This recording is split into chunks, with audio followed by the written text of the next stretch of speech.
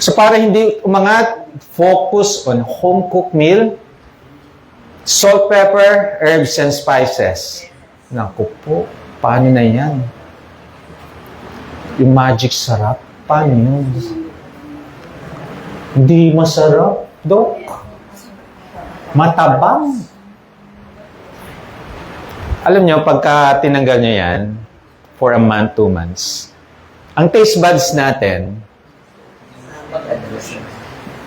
Mag-adapt siya. nagaling. Adapt. Nag-a-adapt. And mag-i-evolve. So yung taste buds natin, nagiging virgin ulit. Kaya magugulat kayo, sumasarap na yung lutong bahay. And when you go out, you taste foods. Ang alat! Umiiwas na kayo. That is the right thing to do. Mag-i-improve ang health nyo. Babawasan ang gamot nyo. Ano ang lumalaki? Savings. Correct! Ang galing! Bibili ka ulit ng kotse! Oh! BYD! Hindi na hulugan? Hindi na. May maiipon ka. Imagine mo, 40,000 a month. In 10 months, that's 400,000. Ang yaman nyo. Kung gumagastos kayo ng ganun. Kung wala kayong sakit, anong gagawin niyo sa 400,000?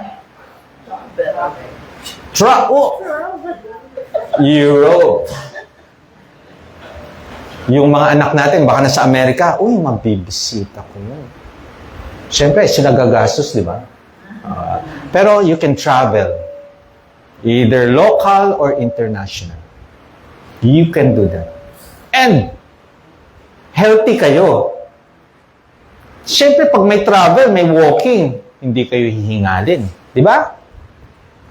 So you can enjoy life. Hindi kayo pabigat. Usually, ang nangyayari pag na-stroke, it's either na wheelchair, bedridden, half of your body, paralyzed. Ang hirap, no? Aalagaan ka, ang sakit. Doon sa na-stroke. Dati, nakakalakad ako. Ngayon, paralyzed. So, you need to take charge of your health. Pag hindi, nagiging worsen yung mga health condition natin. Nadadagdagan ng gastos dahil dinadagdagan ng gamot, hindi naman nagmumura mga gamot. Diba, mga doktor, brand name, branded. Ayaw ng generic. Pinagkaiba, piso yung generic, 20 pesos yung brand. Bakit kaya? May binabayaran. Uy, alam. Ayokong panggitin eh. Oo, binanggit mo. Wala kayong tanong sa local food? So focus more on the protein, the fats, vegetable. Kaya siya low carb, ang carbohydrates mo is coming from the vegetable.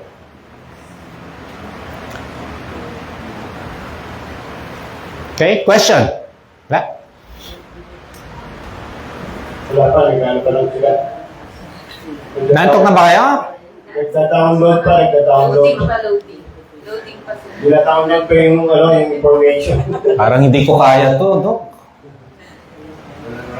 Walang rice eh. Okay, may mga tayo. Substitute na rice na. Yung mga modern sirapake. Wow, ang mohon naman. Rich, Okay. Okay, you can do yung cauliflower. Cauli rice ang tawag namin doon. Yes. Yes po, ma'am. About the eggs po.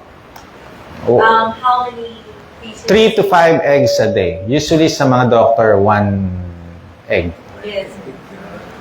When you do the low carb, 3 to 5 eggs per day. Alam niyo ba ang itlog? Very nutritious. Native.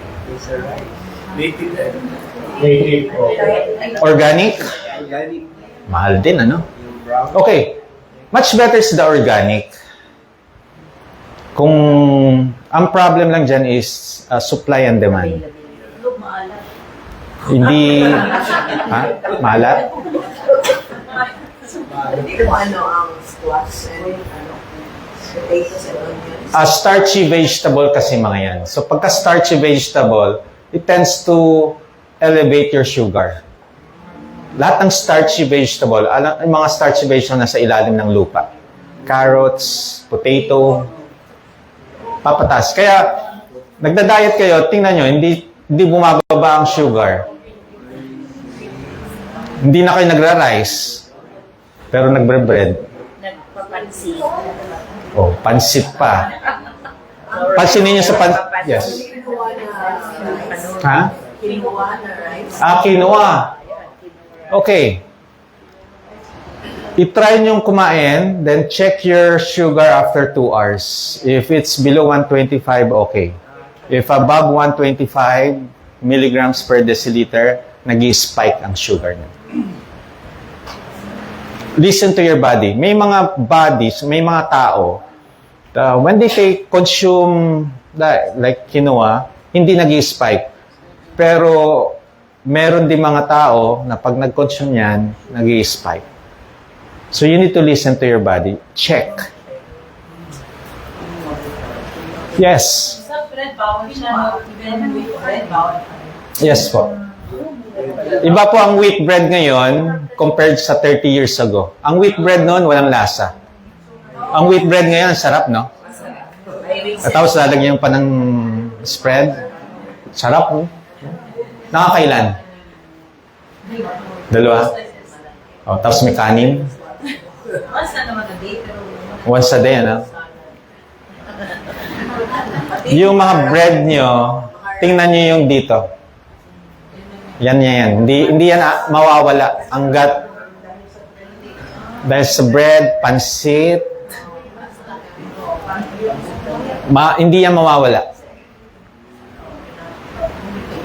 Kung gusto nyo mawala yung love handles, tanggalin nyo na yung bread. Wheat bread. Yung thinking ninyo, very healthy. No? Yung mga rye bread, lahat na may flour, it will spike your sugar. Lahat ng flour.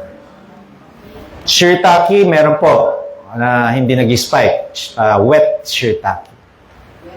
Because it is made up of algae, not flour. Yung dry shiitake, made up of flour. So, pwede pa rin. But, meron din mga patient ako na hindi nag-spike. So, listen to your body part. Check. How about yung sabi kasi yung olive oil, pag i-fry mo siya, nagiging toxic siya. So, kailangan ano lang siya, good for salad only. Yes po. Ang olive oil, pag na-heat, nawawala yung kanyang nutrition. So, ginagamit coconut oil.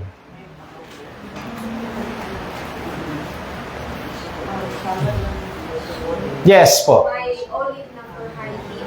Meron po. May bago. Pero mas better kasi yung extra virgin olive oil, mas magandang fresh siya, hindi hihit.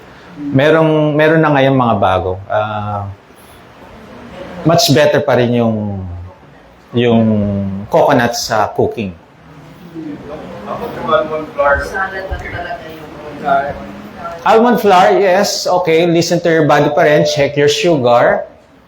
Kasi any flour can elevate your sugar. Pero may mga iba naman na when they consume bread made up of coconut flour or almond flour, kasi sa low carb, ito yung allowed . So, pagka nag-consume sila niyan, hindi nag-spike ang sugar. But, if napansin niyo na nag-spike ang sugar niyo, tinatanggal na natin. Tsaka yung iba kasi, pagka-almond and coconut flour gagawa kayong bread, tapos hindi ginagawa yung meal, nawawala yung pagiging nutrients. Walang nutrition ng flour. Wala. Tandaan ninyo, 3 macronutrients, hindi natin kailangan ng carbohydrates na madami. Ang kailangan natin is protein and fats. Ito, bakit natatakot kayo sa taba? When you eat high carbs, tapos may taba, ang ibaburn ng katawan ninyo is the carbohydrates, not the fats. When you do low carb, less than 30 grams of carbohydrates, your body will burn the fats. Kaya yung mga naglo-low carb hindi takot sa taba. Pero may iba takot pa rin. Hindi ko maaalis yan because decades na whenever you talk to your physician, bawal ang taba, may stroke ka. Imagine mo sabihan ka ma-stroke. Talagang matatakot ka. Decades na yan. Ang tagal-tagal na. Hindi matatanggal sa isipan ninyo unless pag-aralan nyo ang low carb, pag-aralan nyo talaga ba. Pero majority of those na na-stroke, na heart attack, diabetic, hindi mataas ang cholesterol. Normal ang cholesterol, bakit na-stroke? Normal ang cholesterol, bakit na heart attack? Because controlled ang cholesterol, uncontrolled ang sugar. May gigil, ano? Kaya sa akin, mas takot ako sa mataas na sugar kaysa sa mataas na cholesterol. As long as your triglycerides is low, HDL is high, okay sa akin yan. And control yung sugar, syempre. Pag hindi nakokontrol ang sugar, expected ko yan. Ang complication ng uncontrolled sugar or diabetes, stroke, heart attack, blindness, nanlalabong mata hanggang sa mabulag, neuropathy, tinutusok-tusok ang palad, paa, lahat, buong katawan. CKD, nagkakaroon ng 60% of diabetes may CKD. Hypertension, 30% of hypertensive pwede mag-CKD. Pero tingnan nyo, taas ng percentage pag diabetes, nagkakaroon ng kidney problem. Chronic kidney disease. Amputation. Ingatan yung mga paan ninyo pagka-diabetic. Pag nasugat yan, meron instances within 24 hours nangingitim. Ang gagawin, putol. Yung isang patient ko, ankle lang, hanggang ankle yung nangitim. Putol daw. Nagising siya sa OR, above the knee ang putol. Bakit? Nung binuksan yung bulok nandun sa taas. Okay? So, ingatan niyo. Wear shoes na protective sa kasi pagka minsan pag nagsugat, iiwasan niyo yun. Okay? So, ang daming complication ng diabetes. Kaya mas takot ako sa kanya. Pag mataas ang sugar ninyo, mas takot ako. Okay, so yung cholesterol, mataas, kayang-kayang pababain niya without taking medication. Paano, Dok? Consult kayo sa akin. Mamaya naman, di ba? So, ang cholesterol, you can lower it down. Exercise, fasting, bumababa siya.